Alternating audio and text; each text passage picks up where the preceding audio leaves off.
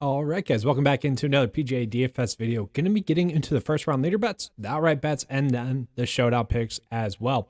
This should be kind of a pretty straightforward video, so let's just dive right into it. I do want to say though, I did make an addition onto the first round leader tool that I'm excited to get out to the public and show you guys. Obviously, it'll be available for 9 to 5 users kind of whenever they want, but it's a part of the tool that I'm excited to get out to you guys. It's just another step. You know, I always try to make these tools that are going to be easy to use, but also like practical use as well. So I'm pretty excited to get that out to you guys. And I'll show you guys that obviously throughout the video.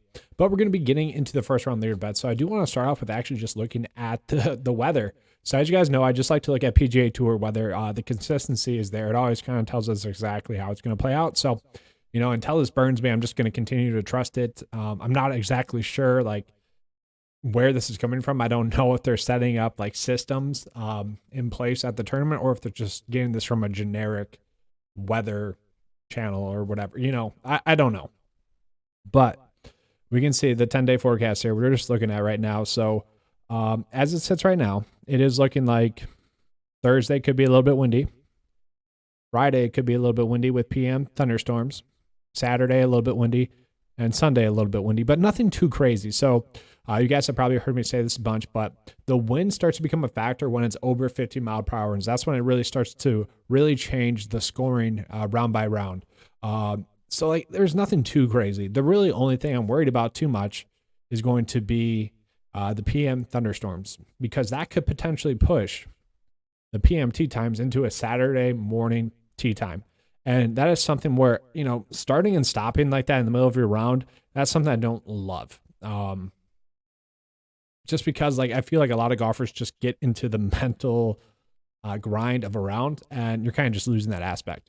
But typically speaking, the winds are going to be calmer during the morning and not as, you know, bad pretty much. So it can be a 10 mile per hour difference throughout the day wind wise, and that could end up making the difference. That could end up making the difference in a showdown. You know, you're on someone that's a little bit better. That can end up making the difference in a first round leader bet. And so speaking on that, last week, just by targeting the first round leader bets that had the AMT times, you could have ended up on Wyndham Clark. And Wyndham Clark was the 8th most likely to have the first round lead of the AMT times, 14th overall.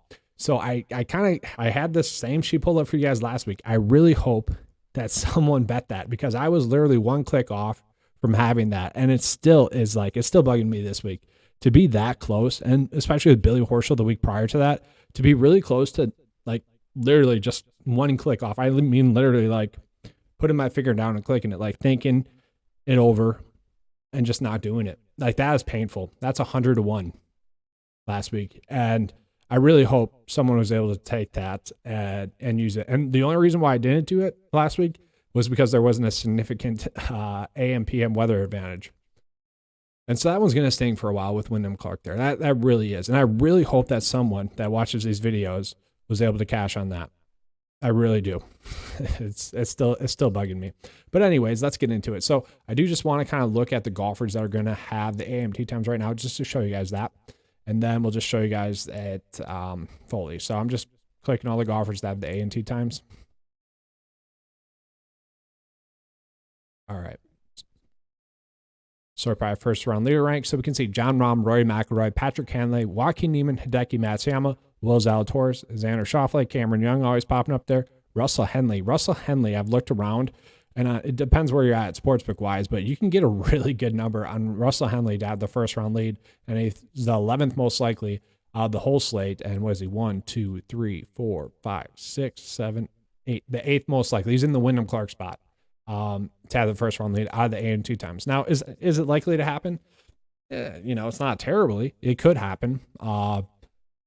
It's just something you guys can roll with. And that's just kind of what I've been going with the first round leader approaches. I'm just going to bet like the top 8 guys and know that I'm going to hit more than I'm not. And the nice thing about it is like on BetMGM, you can bet T5 bets. I saw DraftKings did have the round T10s out there as well. So I went pretty ham on the T10 bets as well this week. So you guys can roll with that if you want to. But yeah, I mean, really just looking at, I do really like Jon Rahm, Rory, obviously. Patrick Hanley, strong golf play this week. I do worry a little bit about someone like Hideki. Hideki, withdrew at the Memorial, or got DQ'd, I should say. Had the neck stuff going on. It'll be interesting to see how he plays. But granted, it was a whole different scenario. But John Rahm was forced to withdraw at the Memorial Tournament, and he won. I mean, Hideki's a pretty good play. It could happen. But first round leader-wise, I'm not really going off of that. I don't really want to chase that. Will Zalatoris, I don't mind. I just like Xander a lot more. I'd rather go with him. And then really these other guys, like I can see Max Homa, I can see Daniel Berger having it. Billy Horschel, I can see having a good round. Aaron Wise, I could see having a good round. We do need to make a cutoff point, and let's just make sure it's not the cutoff point before hitting Wyndham Clark, and we'll be fine. So really for me, I'm just going to go from Russell Henley, Cameron Young, Xander, Will Zalatoris, not using Hideki, Neiman, Cantlay, Rory, Rahm. Let's say you want to look at the full slate. Well, you can include like Scotty in there. You can include Cameron Smith in there, JT in there, Sungjae Im in there. He's got some pretty good first round leader odds out there as well. So you could roll with someone like him as well. And then once again, guys, these are all guys you can use for Showdown as well. I mentioned that a bunch. You can use it for Showdown as well. I just want you guys to know that. So real quickly, let's see if we can find some potential value for the Showdown slate as well. Davis Riley would be fine. Alex Noren's fine. Any values? Maybe Patrick Rogers. We're starting to get too low there. So really, for me, probably like the cutoff point. Maybe Wyndham Clark. We could roll with Wyndham Clark again. I know a lot of people used him in the first in the Showdown at least, which was nice to see some people benefit from that. You could roll with him. He's at a decent price point. But really, you can make a really balanced build by just targeting these guys Showdown wise. So I should be a pretty simple, easy Showdown slate to cash in as well.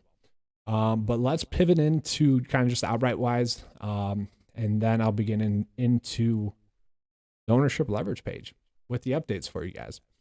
So win rank. Win rank is calculated kind of just based off of their betting odds, based off of their win history, based off of how they're projected to do this week. But I also included the all gas, no break stat, which pretty much came from Sam Burns when I've been measuring it for a little bit.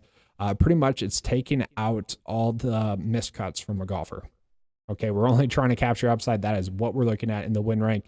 So it makes sense where someone like Sam Burns, where when he does make the cut, he is an elite player. Okay, so 5th best win rank. And that's kind of why it's when he is making the cut, he's in contention. He's won multiple times this season. So that makes sense. I really don't mind him as an outright bet. Sam Burns, I love as an outright bet. I'm outright betting him.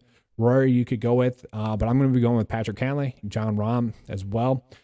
Those three I really like a lot. Xander Schauffele as well. So these are the first 4 that I'm outright betting, like for sure. Xander just coming in, checking all the boxes. For me, there's really no reason not to bet Xander Schauffele. A lot of people are worried about, he just hasn't won. Well, at some point you just have to win one. You keep putting yourself in the spot to win, and you're eventually going to, major-wise. And kind of same thing for Patrick Cantlay. I could easily see Patrick Cantlay winning this week as well, and I love that the data thinks that as well. So really with those two guys, I can see kind of why people might be hesitant, but especially in Xander's case, it's like the guy's just the correct play, the correct bet. There's no reason not to love him this week. And you kind of still get him at good odds, even though he hasn't won, even though you might not trust it. It's just kind of coming in, checking all the boxes. He would be the least surprising to see win, I think, this week, to be honest with you. Just the stat fit wise, top 5 stat fit. Recent form could be a little bit better, but he did just win an event a few weeks ago with Patrick Cantlay. And I think that's going to help him out mentally. I think that's really going to be a mental edge for him.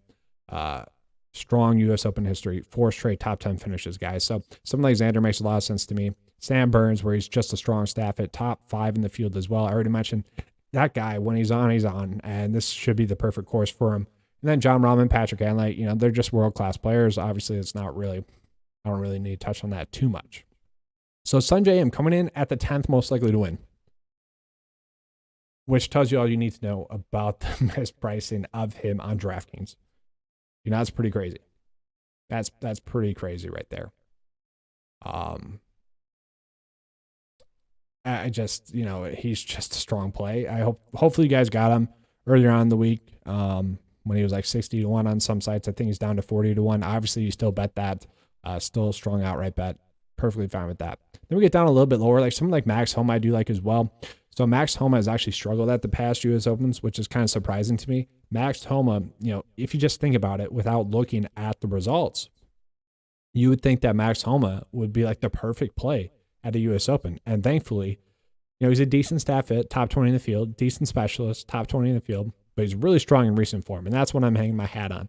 I think his recent form could carry him to a top 10. And, I think he makes for a strong, outright bet as well. And then you could go with people like Shane Lowry, like Matt Fitzpatrick. I'm fine with that.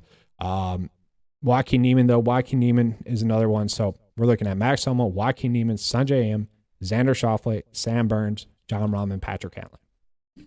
Kind of a bigger betting card than I typically like to do, but at the same time, it is a U.S. Open. This feels loaded. It kind of is what it is. But Joaquin Niemann is a guy that's just been trending in the right direction. This would very much be a week in which I can see him finally put it all together. And that's really what we're looking at for him as a play is someone that could potentially put it all together. So I don't mind that. And then just real quickly, let's look at some top 10 bets. Like who is most disrespected in terms of their likelihood of top 10 from Vegas. So we can look at Jon Rahm, strong bet there. Rory, strong bet there. DJ, you could get a good number on. JT, Patrick Cantlay. So what this is measuring is pretty much their career top 10%, how Vegas is projecting them based off of their odds, what their likelihood is to top 10. And then kind of like what we're thinking is going to be their odds to top 10 as well. So, decent stuff there, but let's get into what you guys probably came here for, the ownership leverage tool. All right. You guys ready for the new update? Some of you guys probably already saw it on Twitter. I'm excited for it. I'm always trying to make tools to just make the information more applicable to everyone. That's really what I'm going for. That's why I made the leaderboard showdown tool. And that's why you see so many people touching on it now. The content's booming for showdown slates, and you can probably thank me for that. So I will be interested to see if people start copying this because it's the logical way to look at ownership. It just is. Like, sure, people can talk night and day about someone being overowned just because they're high owned, but you have to be able to apply that data. You have to be able to see if they are actually overowned. And kind of the further step that I took is like, okay, let's say, I still got to update this. This is like projected ownership, not projected cap.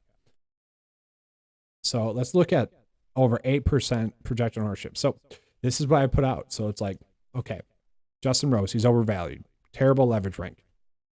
But at his current ownership, at his price point, he only has to finish in the top 40 to return value at his price point. And that's for you to decide if he's going to be able to return that value at that price point. That's for you guys to be able to decide. But it just kind of gives you what you need to know. It's like, okay, Justin Rose, 12% projected ownership. That means that everyone that's rostering him thinks he's going to finish top 40 or better. That's what that is telling us. Davis Riley, everyone that's rostering him, 18% ownership. He's got to finish top 20 or better. And I could have went down to like the actual position that I was coming out as. But I just thought general top 20, top 40, top 5. It's just easier to get the information out to you guys for that. But we can see a lot of these guys, like they are a little bit risky. Justin Rose, not a safe play. I know he had a good week last week. People love to see that. Keegan Bradley has the hometown narrative stuff. He grew up or lives, I think both. I think he grew up and lives like 33 minutes away from this or 33 miles away from this or something. So, like the hometown narratives, that's for you to decide if like that's going to push him over the hump of, he's only the 38th best play. Has a decent made cut percentage, so his projected made cut is going to be pretty high. Projected ownership at 14, though, that's pretty high. And you got to decide for yourself, is he going to finish top 30 or better? What are the chances of that? We got to see. Just not a strong play. Someone like Webb. Webb isn't that high owned. Like, he only has to finish top 40 to pay off the projected ownership of 8%, but that's still not good. And then we can keep going down. Like, these guys are all, I talk about this all the time. Like, if they're in the red, there are going to be golfers that I avoid. And even last week, there wasn't too many high owned golfers to the point where I was calling them bad chalk. I do my bad chalk build pretty much at the end of this video, which is trying to make the worst build possible based off of the chalk. And I hope I remember to do that at the end of this video. But the purpose of that is kind of just two things. It's one, to see if like the chalk is going to cash, and it cashed last week. So 2 out of 7 weeks is cashed. But it's kind of just like, it's weird when you put them all together to see those names getting like talked up. It's weird to like apply that knowledge there. Like last week, it actually got saved by Tony Finau. So like Tony Finau last week was in this spot where, you know, I would say he wasn't overowned. Like this is kind of just saying in the safe spot, you know, we're starting to get to that caution. So like last week, it was very hard to make a bad chalk build. Like last week, the bad chalk build that I made was like 75% projected ownership, which isn't that much. This week, you can make a projected ownership build of like 90%, and it's going to be terrible. So like really looking at it, guys, like Tommy Fleetwood, I see no reason to play. Aaron Wise, you know, he's a decent place. I just don't see the need to go out of our way to play any of these guys. So like someone like Sanjay M, this is where it gets really interesting, where you look at someone that's really chalky. So let's just sort it by projected ownership, because this is where this new stat, like it gets very interesting, and it's more better applied to looking at it like this way. So Sanjay M is going to be the highest projected owned player on the slate. Okay. So right now he's actually kind of ranking out correctly. Like he should be 20% owned, and actually he's a little bit under owned because he's not in the orange at all. He's kind of in that yellow spot, which is pretty much exactly how he should be owned. But based off of his current projected ownership, yeah, you know, what that's telling us is that his return value based off of his price point, based off of his projected ownership, is a top 10 finish. And I would say he could do that. I kind of think he does finish top 10, honestly. So like, I really don't mind that. But once we start to get down into like Rory, is he going to finish top 5 after that victory? That's for you to decide. Is Xander Schauffele going to finish top 5? That's for you to decide. And pretty much it's like, if you're going through this and you say Sanjay M is not going to top 10, don't play him. If you think, hey, Rory's not going to top 10, don't play him. Sam Burns, oh, I think he's a little bit risky. Don't play him, you know. Davis Riley, I don't think he's going to top 10. Shane Lowry, this one's very interesting. Shane Lowry, 18% projected ownership. Still decent leverage rank, but, you know, to return value at that price point, at that ownership, got to finish out top 10. And it's just another way of looking at it. And I just think it's a really fun way to apply the data here. And it's just like a further way of looking at it, a more in-depth way of looking at it. So I really like it. But just looking at like leverage rank, so Paul Casey was number 1 here. Okay, Paul Casey is not in the field. And then there's another withdrawal who was pulling up as well. That was 3 as well. So obviously they're not playing, so we don't have to worry about them. But John Rahm, number 1, technically. Then JT 3, and then, you know, what we're seeing here, the theme here is that kind of like last week, where we have so many good quality plays in the high tier price point tier that everyone's ownership is kind of getting spread out. Okay. And that's kind of the interesting thing there. Where I think we could potentially gain leverage, though, is maybe someone like Cameron Smith, whose projected ownership is a little bit lower. Is possibly someone like DJ, who I don't love as a play, but you could easily roll with DJ as well. Like those are all players that you could roll with if you want to. Then we start to get lower. Like everyone that is a good play is kind of just properly owned this week. Where we start to get caution is when we look at someone like Jordan Spieth, probably going to be a little bit over-owned this week. We look at someone like Tony Finau, starting to get over-owned this week. Me too, I love, but he's starting to get over-owned. Max Homa, I love as well, starting to get over-owned. And that's where the caution starts to come in. But really, all in all, it's like the top tier are all kind of properly owned, and that's the tough part. Let's scroll down a little bit lower. Okay. So Victor Hovland was actually number 3, just 7% ownership. And DJ, okay, DJ, this is where it's at. I had the projected ownership too high. DJ's at 4% projected ownership. Like Rory was extra motivated to play well last week. Like, it wouldn't be shocking to see DJ top 10 this week. Like, sure, he sucked, but he hasn't really been motivated to play well in probably 2 years. But really, I think for a while he's known that he was going to the Live Tour, and it seems like he's going to be extra motivated this week. We can see not a safe play. His projected cut percentage is not high compared to everyone else around him, but that could be a potential spot for you gain an edge. Okay, based off his current projected ownership, people are thinking he's only going to finish top 40. That's kind of crazy to me. You know, that is potential to have a big edge there. Hideki as well. You know, these are kind of spots to gain an edge on. But really, where I want to put my foot down is going to be Patrick Cantlay. 13% ownership for Patrick Cantlay, who, you know, hasn't finished the best at the U.S. Opens, but still has strong U.S. Open history, strong staff fit.